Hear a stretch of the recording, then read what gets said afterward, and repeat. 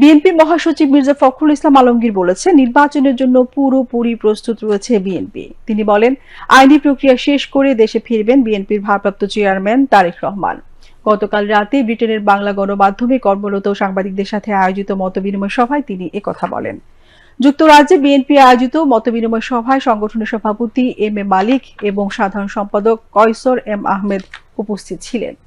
মির্জা ফখরুল বলেন, ২০০৮ সালে ক্ষমতায় আসার পর আওয়ামী লীগ ধীরে ধীরে সুকৌশলে দেশের সমস্ত গণতান্ত্রিক প্রতিষ্ঠানগুলো ধ্বংসের কাজ শুরু করে।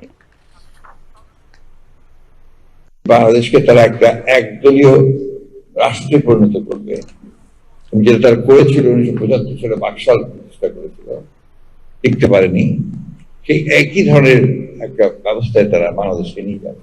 আওয়ামী লীগ নেত্রী শেখ হাসিনা তিনি ক্ষমতায় আসার পর থেকেই অত্যন্ত সুপরিকল্পিতভাবে চতুর্ভাবে তিনি গণতান্ত্রিক প্রতিষ্ঠানগুলোকে ধ্বংস